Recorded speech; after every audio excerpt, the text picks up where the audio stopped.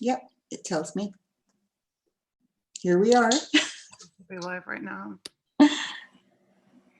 Okay, I'll put the link onto my Twitter if you can share it easily. We're live right now. Cool. So basically, there's so much going on in your thread that I would have had to send 30 or 40 tweets to try to get through it all. So I figured this format would be best for letting me explain at length and in a way that we can still reference later on. Yeah, absolutely. So for those who inevitably, hopefully end up watching and learning from this, this is Kitty. She's from Canada. Yes, I am. An old friend. And I'm obviously Suzie. If you're on my channel, you'll know that, from New Zealand and presently in Moscow. We are both pretty exhausted, especially me. And I wasn't intending on doing this at all, but carpe diem. Okay, so you can tell I'm exhausted because I'm literally laying in my bed. How professional. Okay, I'm going to screen share and have a look at the thread and then we can just get into it, I guess. Or maybe Kitty, if you want to intro for 1 minute, I'll just go send people the link. Yeah. Into the thread.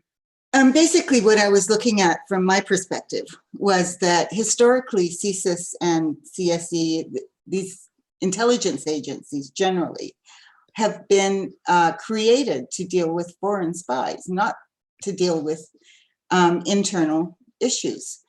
So I wanted to sort of explore the approach of going back to the roots of what these agencies are supposed to be doing, and they are no longer doing, to be honest, and just state that in all of these points and give a clear definition of what terrorism should be defined as, in my opinion, and how we should be handling it. I think that there's just way too many lines being crossed by these, the Patriot Bill, Canada's Anti-Terrorism Act, New Zealand's Spy Bill, and because they're all Five Eyes, it looks to me like they are very, very close in terms of content.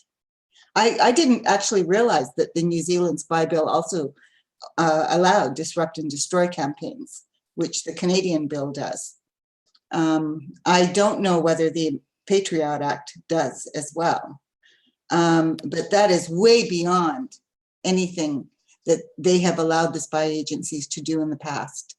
And it's one of the reasons why it's considered a very dangerous bill by a lot of people. As we've started to deconstruct the different, because there's about 6 different pieces of legislation that have been passed in the last 4 or 5 years in New Zealand, as we've started to deconstruct them in our weekly Sunday night anti-spy bill events, I'm actually amazed by how many bad, nasty things are in the bills. And we've started to like break them down and list them. And I think we're up to like about 20 or 22 different like seriously egregious things that like any one of those points by themselves is worthy of great alarm. That's right. And needs to be counted. But collectively, all of them are literally like dystopian nightmare stuff. And one critic was saying today on my Twitter, oh, well, that's just conspiracy theory. And it's like, well, you know, I actually really wish it was just a conspiracy theory. But I gave them the link to the anti-spy bill text. I'm like, if you go there and look, this is actual legislation that is already in play. It has already been passed. We're already dealing with the repercussions of it. So you're way beyond calling it a conspiracy theory at the point at which it's established law. Right. you can't pretend it's conspiracy theory when it's there in black and white and linked on a .gov website. Yes. And what they've effectively done is made things that they've been doing for years now. They've made all of those things legal. That's the purpose of this bill. It isn't anything else. It's just to legalize all the illegal things that they have been doing to us for the last 20 or 30 years. I completely agree with you. And that is the pattern. The pattern is they break the law and then they change the law to try and make it okay that they've broken the law. Yeah. And that's just completely wrong. Okay, so I'm just going to my screen. I should have your Twitter thread here somewhere. Where is it? I'll share my screen and we'll go through this tweet by tweet. Do you have a link to the YouTube so I can post it on Twitter? I just tweeted it out before. So if you just, okay. Let me take a look at the last tweet that's on my timeline. Okay.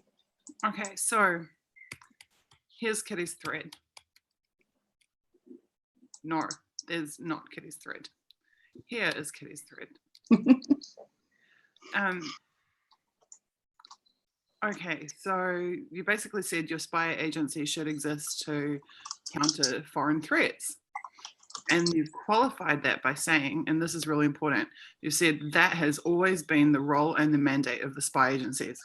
So the more that I've been digging through all the horrible stuff that they have legislated themselves into in recent years, the more I've also come to this conclusion that the solution is to return them to their original mandate. And that's what we need to take them back to their 1.0 version. That's their right. 1.0 rules and regulations. Exactly. So this, I think, is really important. Like if someone says, what are we trying to achieve? I think this is a really close to like the big picture, is to take them back to what they were actually established to do and to force them to operate and perform under those arrangements. Yeah, I mean, I don't have a problem if they want to deal with foreign spies who want to undermine my country. You know, I have no problem with that. I have a huge problem with them targeting innocent people or social activists who are engaged in peaceful dissent, and trying to interfere with the democratic process by suppressing that kind of dissent and discouraging it actively. Of course. And that's never been the job. Remember like spy versus spy. Like it's meant to be spy, it's meant to be like trained, like, you know, operative versus trained operative. It's not meant to be like trained operative versus single mother in the freaking suburbs. Like, and this is the point I kept trying to make about New Zealand. It's like they had no business spying on me. No business whatsoever. Like they cannot say I'm a terrorist. They cannot say I'm a criminal. They can't say I'm anything. Like I was not involved in anything except democratic activities. Yeah. And so Suzie, I was not even a social activist when they started harassing me. I was a 16-year-old kid. And I was on their watch lists simply because of my dad's politics at one time when he was younger, and my uncle's politics at that time. And other than that, and for a short time, I got involved with my uncle's organization, but then I left. I was a single mom like you with 2 kids like you, and they came at me really hard. So there was no reason for it either.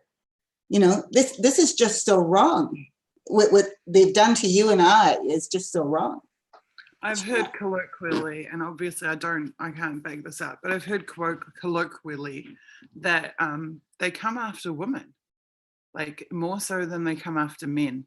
Yeah, they never went after my older brother who was... I have no idea why, but it's hard for me now to ignore the trend because I, deal with white male activists, really great, amazing activists who happen to be white men. And I'm saying to them all the time, like, have you been targeted? Have you been targeted? Have you been targeted? Like 9 times out of 10, it's like, well, not really. But then every Indigenous person I know, every Indigenous activist, and a lot of the women, also a lot of the homeless people. So it seems to be like a class thing as well. Like the street people who are also involved in terrorism get targeted really badly. Young people get targeted really badly. Like the youngest guys on our media team were targeted very severely. It's the vulnerable they go after. Yes, that's okay. That's exactly you're what a I'm trying to say. teenager, you're a woman, a single mother with kids, you're a First Nations Indigenous person, you're a homeless person, you're mentally ill, And if you're mentally ill, they're particularly insidious, because they have incited mentally ill people to commit terrorist acts, and they do it intentionally. I mean, they even caught in Canada an RCMP agent trying to recruit a couple that was mentally ill, that was not altogether, I don't know whether they were mentally disabled or whether they were just, what's the correct word for it? Anyway, it doesn't matter. They had issues. They were easily manipulated, and they were recruited to commit terrorist acts in Canada. Luckily, they were caught. The RCMP officer was caught doing it, and the whole thing got exposed. But, so the reason I think my hypothesis about them going after women is that they want to turn women. They want to use women. Women are easier to control. So if you can turn a woman into being a snitch, coerce her by threatening her children, or by, threatening her, you can actually accomplish quite a lot in the disruption in the social activist circle as a whole. They were never able to turn me. Just because my attitude was, fuck you, if you're going to do this to me, I'm not going to cooperate with you on anything, But even though I wasn't politically active with that organization, I was not going to be used that way. I assume there's some kind of misogynistic element as well to it. I'm not sure, but... Well, the old school guys were very misogynistic. I mean, they were complete assholes, the old school guys. I don't know about the new,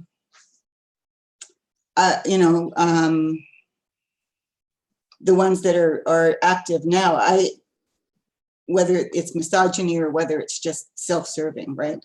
Just because they think they can control women better. They like to recruit women into these agencies. They work hard at recruiting women and minorities into these agencies these days, as well as gays and lesbians and the whole gamut, because that gives them connections in all those circles, right?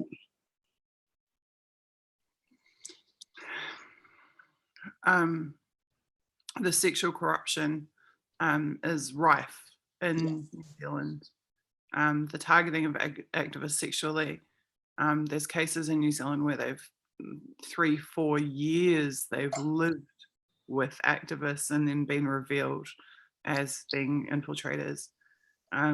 It's unbelievable. I can never quite understand it, because it's like what do they go to work and their boss says, okay, you target that woman, you go and live with that woman. I mean, and then when it eventually comes out, the police hierarchy or whoever are like, oh, we didn't, they overstepped the mark. It's like, how did you not know your agent was living with her for 4 years? You're honestly going to say you didn't know that was happening? This is impossible that you didn't know this was happening. Of course you knew it was happening, but yeah. Well, in Canada, they don't seem to be doing that. I mean, that wasn't my experience anyway, that they ever had anybody directly. But what they did do in my situation was coerce anybody that was around me. So if I was, dating people, they would coerce them into doing stuff, or bribe them, or whatever. Okay, yeah, because there's definitely interference, and if you're not having a relationship with an infiltrator, they will just try and destroy your relationships. I'm well aware of that, because they don't want your time and attention going elsewhere. That's right. Yeah. Okay, but anyways, back to your actual thread, rather than. It's interesting, though, that you say that you're not aware of the direct sexual targeting in Canada, because in the UK and in New Zealand, it is just rife. And I'm pretty sure that it is in America too. I mean, I certainly know of some cases where activists have been actively romanced by agents of the state. Yeah, I can only talk about my own experience. And as far as I know, there were no direct agents who ever did that. I mean, I was drugged and sexually assaulted and set up by direct agents. But not in terms of having a relationship, right? So. Okay. I'm just going to share the screen now and head back to the thread. So the first point that we have made this really key is that they should be returned to their original mandate. So then you have said, you might need to explain these a bit for me because I don't know the context of them. Okay. They should only be allowed to operate domestically under the following conditions: when agents of influence or spies of foreign powers in Canada are threatening democratic processes, when they are raising funds for terrorist organizations, or they are using fake news and propaganda. What do you mean by that? Well, I'm thinking of a specific incident where we have there's an element in Canada of Israeli extremists that's very wealthy and very powerful. And they have a lot of undue influence in our government. So these points are actually directed very much at them because they are acting as foreign spies or agents of influence for a foreign power. And they're influencing our government to take stands, for example, calling all BDS activists terrorists and treating us under the Anti-Terrorism Act. So anyone who supports or promotes or advocates BDS is automatically considered a terrorist here because of that legislation. Now, I don't recall whether they passed it or not, but this is the kind of thing that I consider very serious. And in my opinion, CSIS should be addressing it because in the US, it's even a well-known fact that AIPAC, which is the American equivalent, actually determines who gets elected and who doesn't. I mean, they can actually destroy a person's career from being elected. That kind of power is unheard of in terms of a foreign lobby. And they are a foreign lobby group. They're acting on behalf of Israel. They're not acting on behalf of the US. They're not acting on behalf of Canada, you know. So, and this is has been a problem for years in Canada, where our intelligence agencies historically have been dominated by foreign spies. You know, during the Cold War, it was laughable. The Russians knew everything that was going on in Canada. The Canadian spy agency couldn't catch the Russians on anything because the Russians had somebody so high up in the spy agency that person literally was somebody who had access to all the operations that the spy agency was doing. They never caught them. They don't, you know, person was never identified. But if you read the Canadian spy histories that have been published, they all refer to that. And in the 80s and 90s, we had the same thing with Mossad coming in and having undue influence. Even today, CSIS has admitted that they will allow Mossad to come in and assassinate Canadians. What? Yeah, I published it in one of my previous, I think it was the JTRIG one, I published an article where they were running around coercing people and telling them, you're on an assassination list for a foreign spy agency, and we're going to let them kill you if you don't cooperate with us. It sounds like the drone whistleblowers who were told you are on an ISIS hit list, blah, blah, blah, just as a form of intimidation. The BDS stuff, I mean, that's happening in the States as well. They're on the campuses. They're trying to prevent people from being involved in BDS. The thing is that there is a historical context for this. So in New Zealand, we fought for a very long time against apartheid in South Africa. And one of the most valuable activism tools in that movement was the boycott of South American goods. And eventually, you know, Mandela went from the terrorist list to the Nobel Peace Prize list.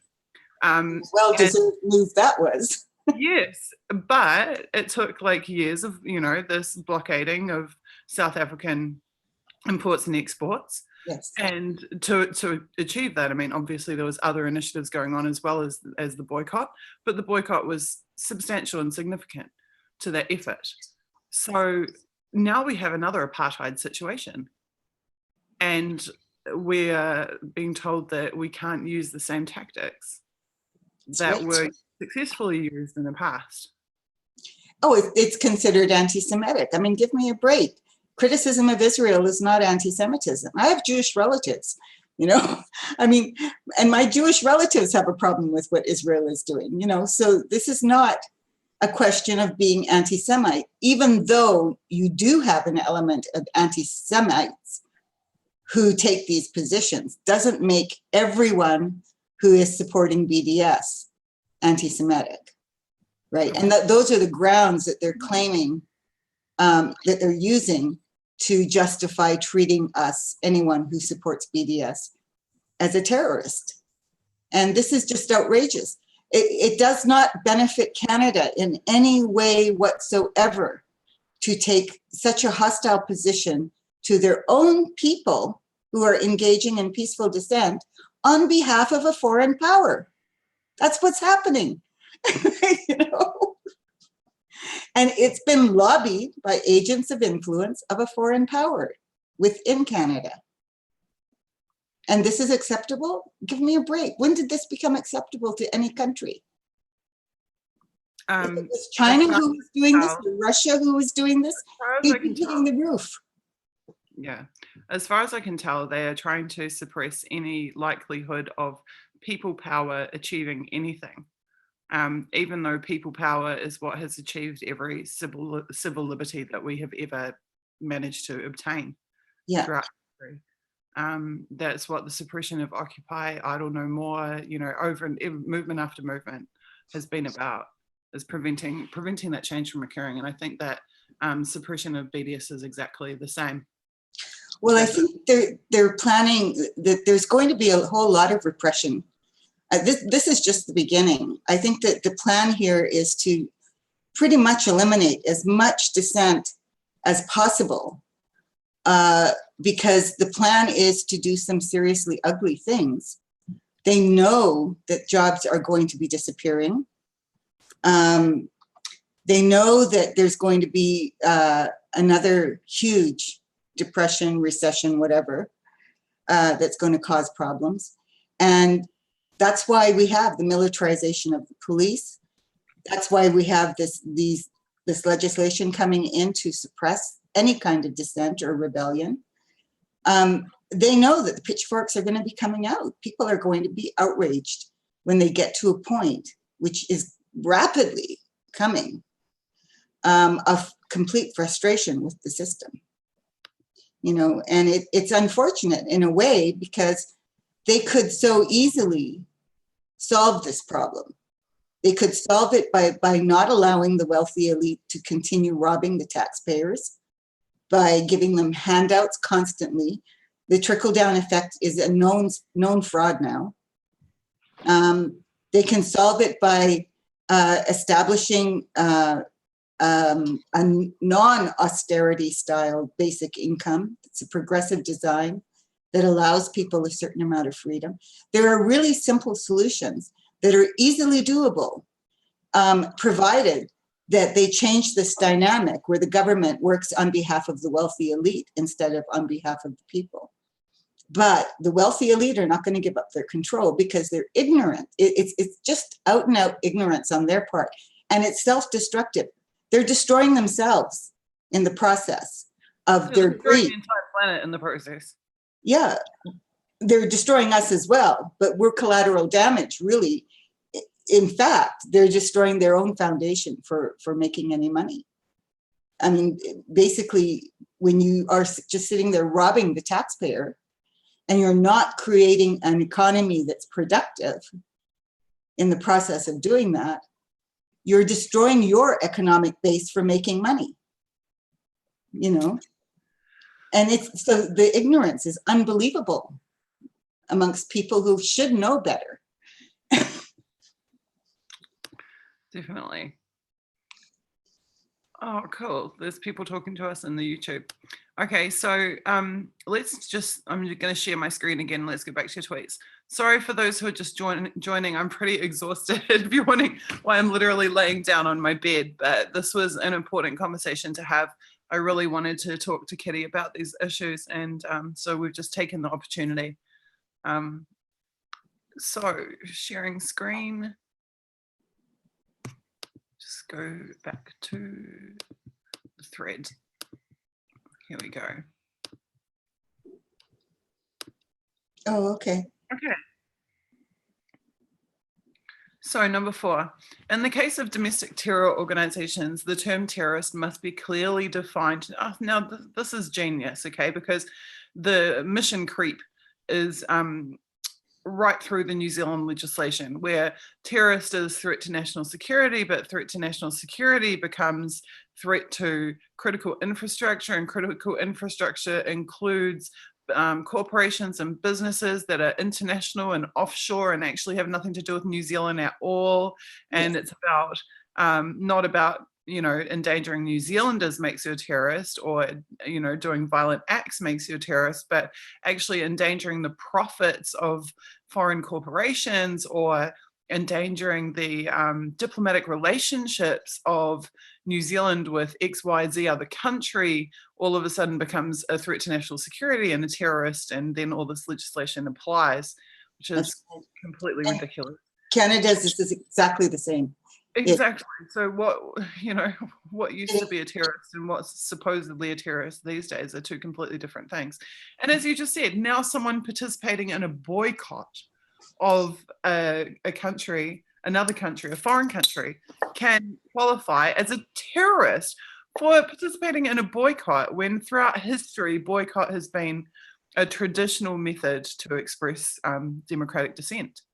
Yeah. Now you're in the terrorist bucket because you're boycotting a company on principle. Is insane that such a thing could ever be considered terrorism. And the boycott doesn't even affect Canada. It affects a foreign country. Against a foreign country. Boycotting a company or, you know, associated with a foreign country can now define you as a terrorist.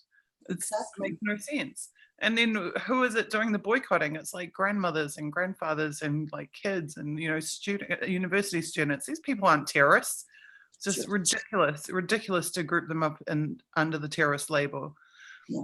So here we go. The term. So you've taken the step of actually defining what a real terrorist is. That's right. Any organization or individual which actively organizes to destroy due process and rule of law on behalf of a foreign state. And the key there is on behalf of a foreign state, because Canadians do have the right to protest and might violate the law in the process of protest. So it's perfectly legal for Canadians to do it. But when it's done on behalf of a foreign state, that's where you draw the line, right? And that's the key on every single one of those points, that the action is occurring on behalf of a foreign state. Which takes it back to that the spy agencies are supposed to be targeting other spies and spy agencies, not targeting civilians. Yes. And they're not supposed to be colluding with each other to target the citizens of their own countries. So to have the US go to Canada and say, we want all the information on Americans that you can get for us that we can't get legally, is way crossing the line. They have no business doing that. And now with Canada's spy bill, they've created a situation where the sharing the potential sharing is so wide that we don't have any privacy anymore. The CSE and CSIS can share with NSA because of agreements that they have.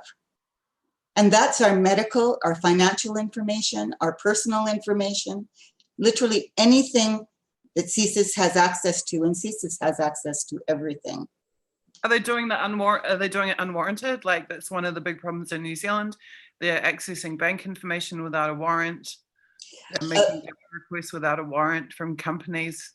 It depends on the agency. With some agencies, I think they require warrants. With others, I don't think they do. I'm not 100% sure on that. I think CSIS, for the most part, does not require warrants. So if CSIS has an agreement with the NSA to share data, or the CIA or whatever, they could potentially be sharing whatever they have access to without a warrant. And CSIS can now do quite a lot without a warrant, including quite a lot of, in terms of the disrupt and destroy campaigns. They can do a lot of that without a warrant.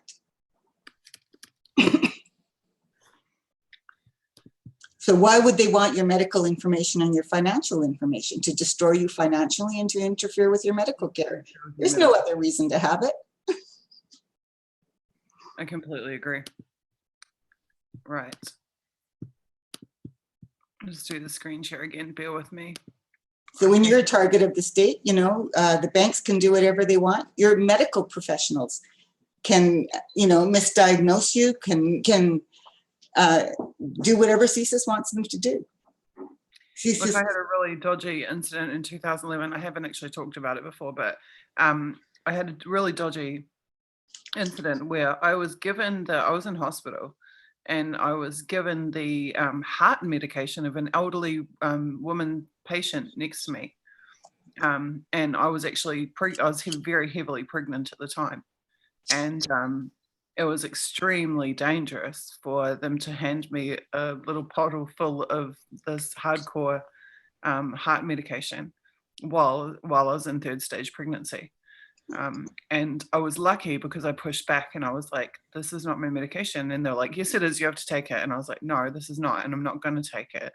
But it's those types of things that just make you wonder, you know. Well, Anyway. I had a similar experience during my pregnancies, both of them. In both pregnancies, they misdiagnosed my blood type, or they mistested my blood type as Rh positive. And I'm not Rh positive, I'm Rh negative. And in both pregnancies, they did not give me the shot that they're supposed to give you if you're Rh negative, so that you can have more pregnancies. So with the first one, everything was fine, which is normal if you're Rh negative. With the second one, my daughter was born with hepatitis. And that's normal if you haven't received, if you're Rh negative and you haven't received the shot and your child is Rh positive. I mean, you know, this kind of, and forget about having a third child, it would have killed me if I had had a third child without that shot and the child. So, you know, this is the kind of thing that they do. And how do you prove that that was not intentional? The only reason I know it's intentional is because it happened twice. You know, that's impossible with the kind of quality of testing that they used to have in Canada. No, that kind of mistake didn't happen. What scares me is the automated processes. So, you know, it's one thing to corrupt a nurse, but what happens when the dispensing of the medication is all automated? That's right. And the prescription and the filling of the prescriptions is all automated. Then it becomes dangerous. Very, very dangerous, because then it's not even down to corruption of a human in the information chain. It's actually that anyone who can access the system can then interfere with the processes. Yeah.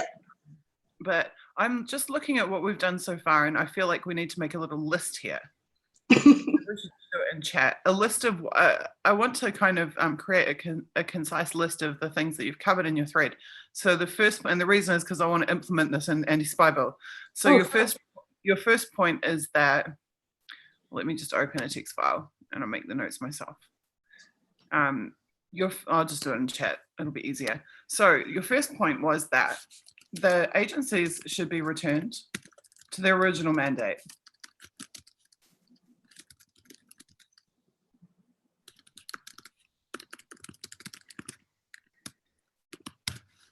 And then I'm just going to put spy versus spy, as opposed to spy versus single mom from the suburbs. Yeah, exactly. I keep saying it because even I can't believe it. It's like what person that works in these agencies could ever think that it's appropriate to spend terrorism resources on just normal everyday activists? Like it's nuts that they get away with it. Right. So first, original mandate. Second, spy versus spy. And I'm just going to go back to the thread again. So the third thing was to redefine the definition of terrorist, right? That's right.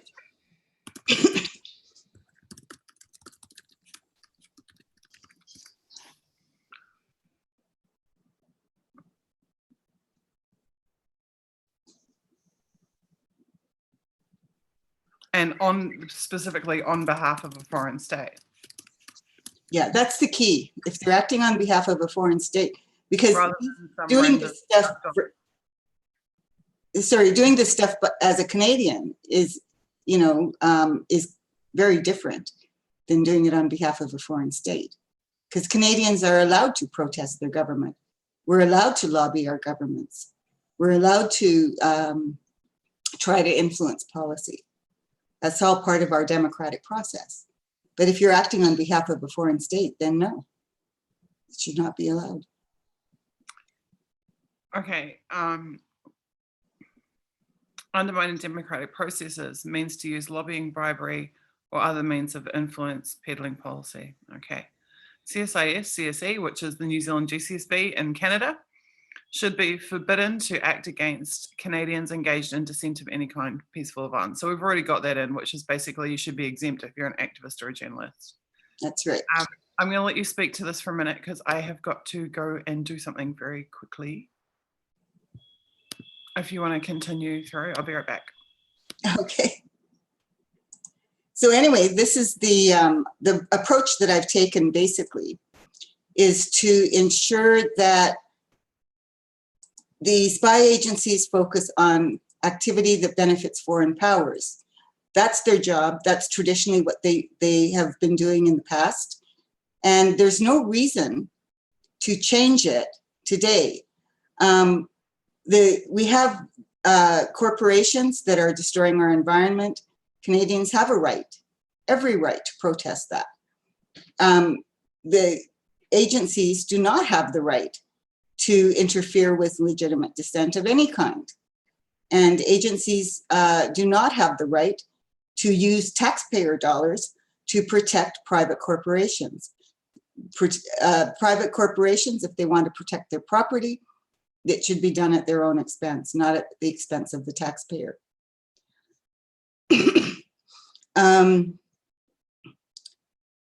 I don't know if there's any comments that people have.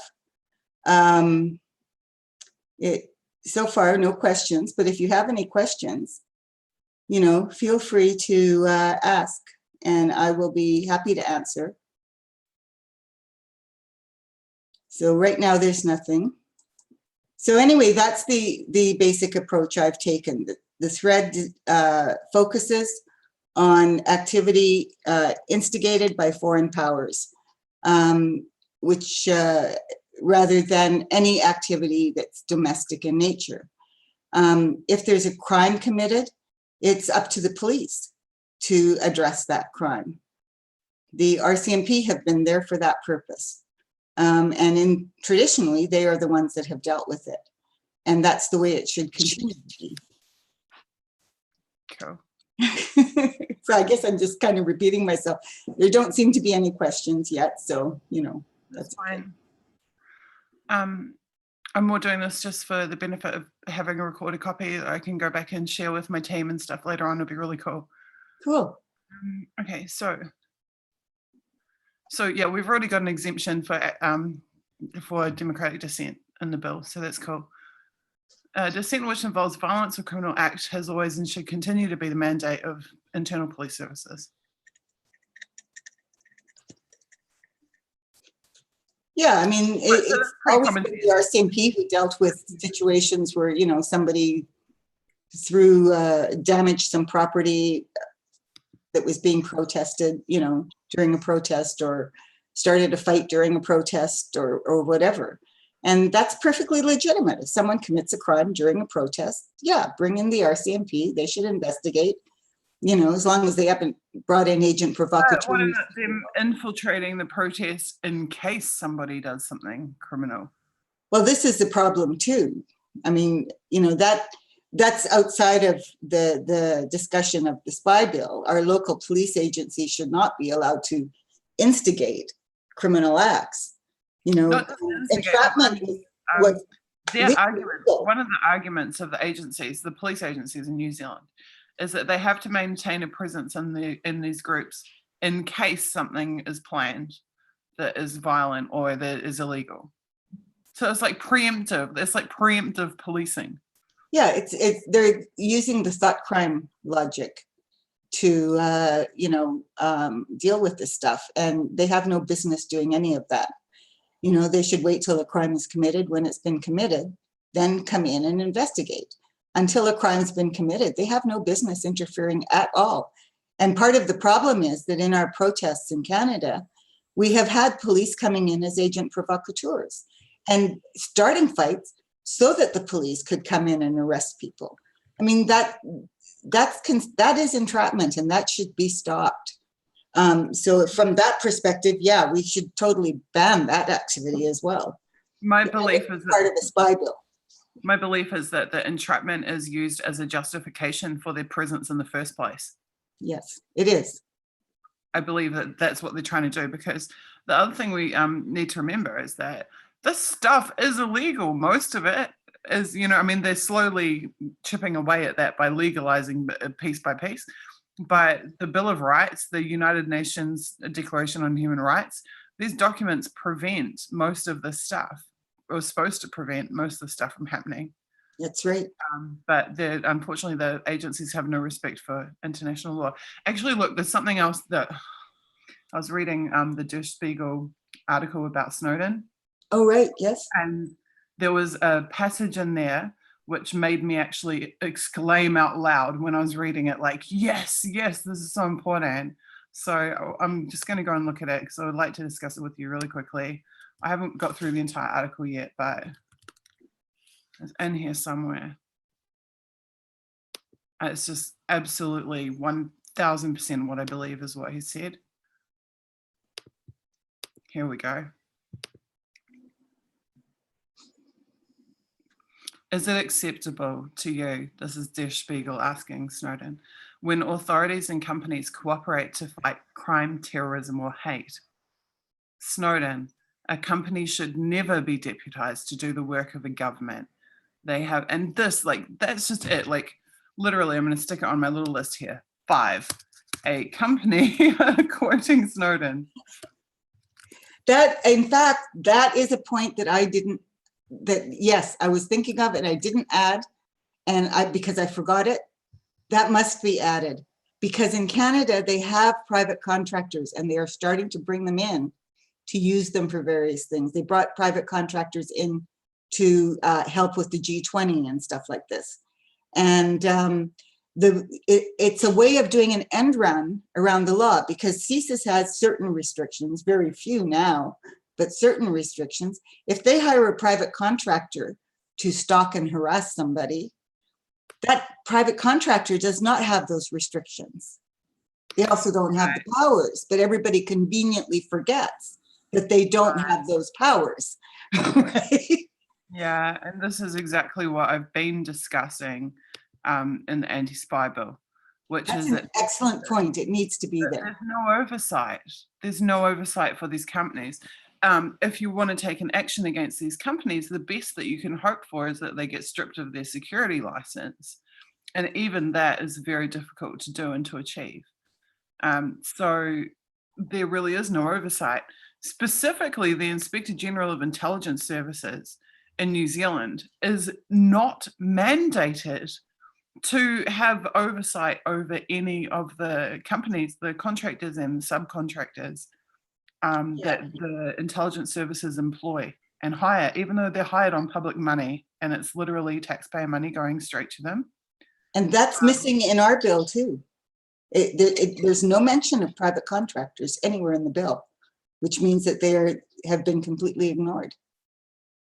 And yet I believe they're probably the majority of the manpower behind these operations, between the private investigations agencies, the surveillance, the lawful interception companies, the asset tracking companies. There's just, they're probably, I would say, the majority of the manpower. I think the intelligence agencies themselves are not that big by comparison to the size of the private sector that is being employed in support of intelligence operations. Yes, exactly. Exactly. And that's, people don't realize that that is actually happening in Canada. To what extent, we don't know yet, but it is happening here. They paid $1 billion to these private contractors during the G20. Nobody knows what it was, what they did with it. Like, what was that $1 billion spent for? Yeah. Nobody has a clue. I'm just catching up with the YouTube chat. I'm really not good at this multitasking. Being live, I've got to actually get used to this. It makes me want to screen share it just so that I can see it in the Zoom window rather than looking at us. Somebody's asked a question. Okay, I need to wrap this up pretty soon because it is dinner time here. Not just for me, but for other people. Yes, children must eat. Mine are grown up now, so I don't have to worry about that. Why did humanity let it come to this? We've had hundreds of years to deal with this. Well, I think, Survivor, that we have really had hundreds of years to progressively evolve into this dystopian nightmare, and hopefully it won't take hundreds of years to evolve back out of it. Hopefully, look, I mean, I am getting a lot of criticism at the moment for people who think that what we're doing with anti-spy bill, there's New Zealanders and establishment political figures, they think that what we're doing is really pie in the sky, like we'll never be able to get these rules passed, we'll never be able to get this bill through, we'll never be able to strip the pieces of law away from the security agencies, the intelligence agencies. But actually the whole undertaking of trying is really important. It's extremely important, regardless of whether or not it gets adopted. Keeping the issues in the public consciousness, discussing the issues, having them be aired and for the public, and is all really important. But also the way that policy gets, I don't know about other countries, but in New Zealand, the way that policy gets passed by the government is because they basically steal it off other parties. When they can see that it's really popular, they take it on. So we had a situation in 2014 where the Internet Party was pushing for the decriminalization of marijuana, and the government railed against it. They said we were crazy, it's stoners and blah, blah, blah. And they just, completely laughed at us, ridiculed us. The media ridiculed us. And this year we've had the most centrist parties in government tabling and successfully tabling legislation to decriminalize marijuana. So in a 3-year period, we've gone from crazy fringe lunatics wanting to decriminalize marijuana to the government wanting to decriminalize marijuana. So someone has got to put these ideas forward and get laughed at in order for them to ever get traction. Yeah.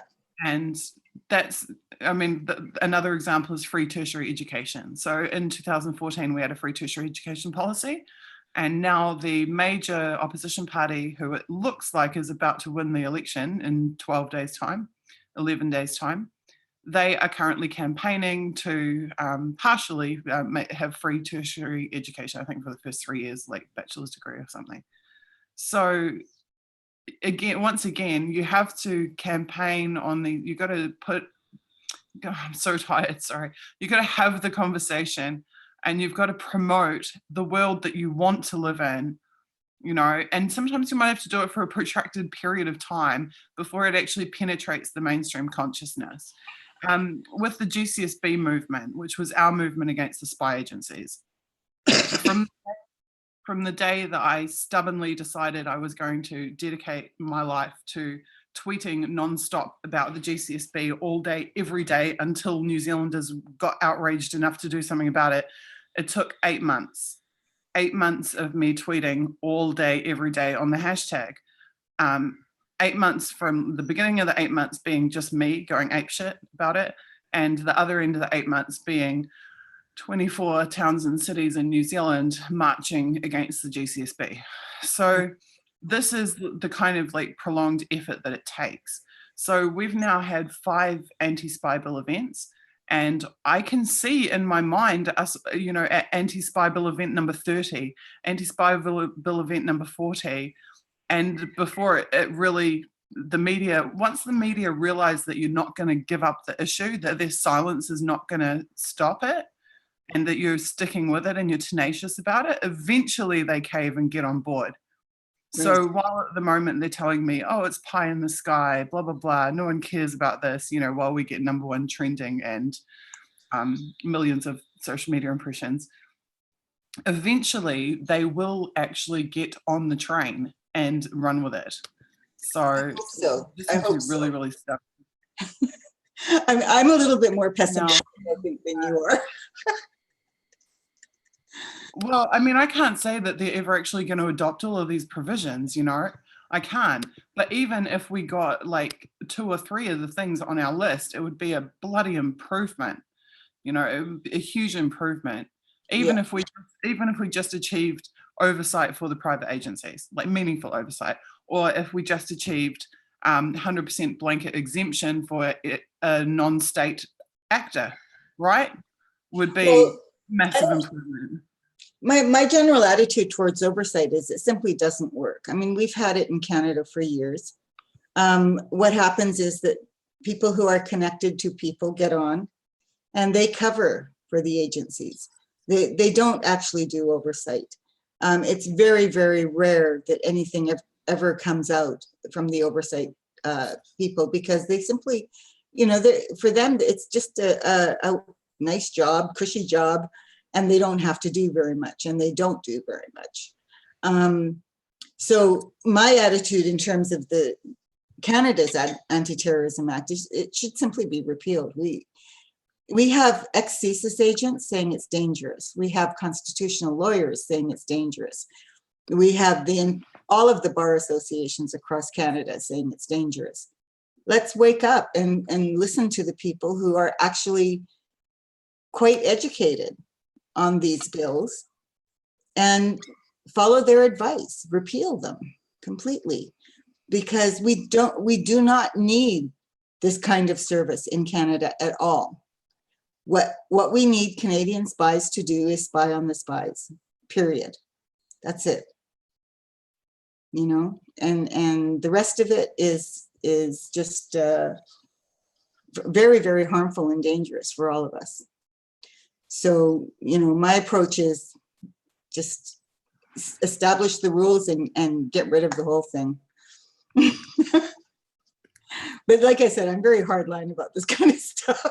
You know, I'm not into making. I think there's so much of it is common sense, you know. It's common sense. I mean, like when we're talking about, you know, these billion-dollar spy agencies with all their weapons and their laws and their connections and their everything else going up against single mother in the suburbs, like it's common sense. It's like David versus Goliath. It's like, you know, I just want to say to them, really pick on someone your own size. Like pick on someone your own size. You're running around with guns. You're supposed to be like targeting people with guns. Like I've never had any guns. I've never had any weapons. I've never had anything to do with anything like that. Pick on someone your own size. Yeah. It's just ridiculous that, I mean, what's the point in going through all the training and everything they go through if they're then going to go pick on women from the suburbs? Yeah. And it's just ridiculous. You know, you and I are perfect examples for basically women from the suburbs. Ridiculous. And like I said, I wasn't even a social activist most of the time that they were targeting me. I was just related to people that were. And, you know, I mean, that's just shameful. That's just really shameful. This Michael Trude is hilarious. Toot, I'm on the train. Toot, he says about, I assume about my comment about eventually the media will get on the train. Is he a media person? Very amusing. I don't know. I don't know him, but I just find his comment very, very amusing. There's Suzie is driving your train. Suzie is so sick of driving trains that she's just about falling. I'm literally just going to lay my head down and fall asleep in a minute. And you guys are going to be like, shame, she's asleep on her own live stream. Single and suburbs become prime minister. It's closer than you think. What else have we got here?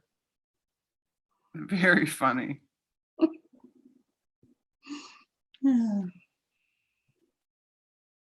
Single mother in suburbs becomes prime minister. Well, that could only help, honestly. It could only help. I feel guilty sometimes. I was actually thinking this today, you know, I was thinking like, maybe, and I don't want to freak my party out because this is just a passing thought.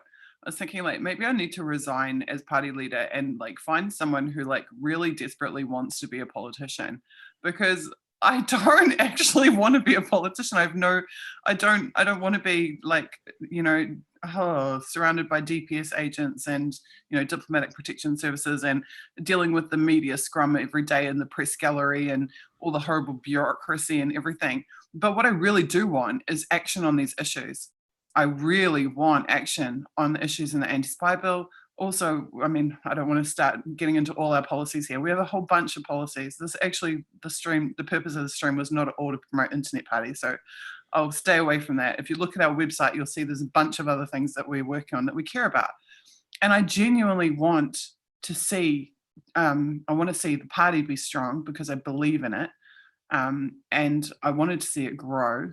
And I believe in the issues. I believe the change has to come from the people because it has not been coming from the government. But at the same time, I have zero aspirations to be a politician. I mean, I can guarantee you that I'm the only party leader in New Zealand who's laying on the pillow on a live stream with no makeup and yeah, like, you know, 11 days before an election. But it's because, to be honest, like if you don't love the real me, then you're wasting your time. Well, all of those things that you're talking about, though, are what will make you a good politician instead of a corrupt politician. So, you know, really, because that's what we need, is we need people who ethics are what matters to them more than the position, right? And right now what we have is people who just basically are hungry for power and money, and they exploit their political positions to make money and to gain power and influence instead of doing their job, which is what we elect them to do, which is to look after our best interests. Instead, because they're driven by power and influence and money, they are looking after the interests of the wealthy elite, because that's where the power, influence, and money comes from. So they're not representing us at all. Well, I had 2-minute noodles for lunch, so I don't know if that qualifies me for extra votes. But I think Americans call it ramen. I don't know what you call it in Canada. Oh yeah, that was my daughter's favorite food, ramen noodles. That's not my favorite, but it's like 25 rubles a packet. So it's like 60 cents a packet. So it's. She used to eat that when she was a university student, right? Yeah, pretty much. You can cook it on a hot plate real quick. Okay, I really do have to go very, very shortly. Is anyone else? I like the style, so real. I can just imagine how your media agent drew the storyboard for these shots. Oh my God, that's hilarious. Storyboard? My media agent quit. My media agent quit, and now I'm the media agent, and that this is the end result. That's me with no makeup in bed doing live streams. This is called a spontaneous Twitter chat. That had about 4 minutes planning. Yeah, exactly. At 4 o'clock in the morning, New Zealand time, where like literally it's the least possible audience that we could achieve. Well, it's 2 p.m. in the afternoon here in Canada, so everybody's at work right now. Oh, Kitty, I'm glad I had a chance to talk to you, and I'm going to save this stuff. In fact, maybe you can be lovely and save it somewhere for me too. Just what I've put in the chat, because I really want to take this into consideration when we are working on Sunday. I think if you're using YouTube Live, it should automatically save it for you. I just like drag it over the. That's my recollection last time I used it anyway. Oh, this isn't in the YouTube chat though. This is in the Zoom chat. Oh, okay. Okay. Yeah, I'll do a copy and paste here Thank you. of the chat and put it in Notepad. And just let me know if you need it.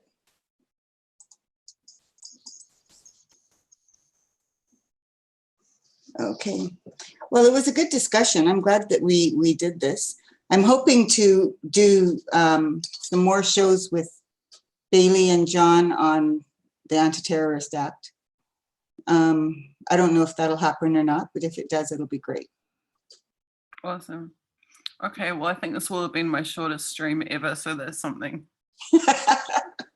Everyone's like 4 hours, 4 hours. And I'm like, hey, you had to go to school 8 hours a day to learn what? Like, you can handle 4 hours of like, you know, protecting our democratic and civil rights. It's all good. It's actually just a big excuse to get to talk to a whole bunch of really cool people and get to undo this legislation all at the same time. Yeah. Okay, well, thank you so much. Kitty, it was really good to see, because like I've talked to you for so many years, but I've never actually got to talk to you like this. And imagine if I'd had to tweet everything we've said. No, I really enjoyed this too. And thank you. It was a good idea. And, you know, I think we got a few points across anyway. So hopefully somebody was watching. I'm smiling so hard I can feel the wrinkles forming. Okay, well, I'll let you go. I don't know. Night. Thank you so much. And thank you, random YouTube people saying nice things to us. That's really kind of you. I appreciate it. I'll talk to you later. Bye-bye. Bye-bye.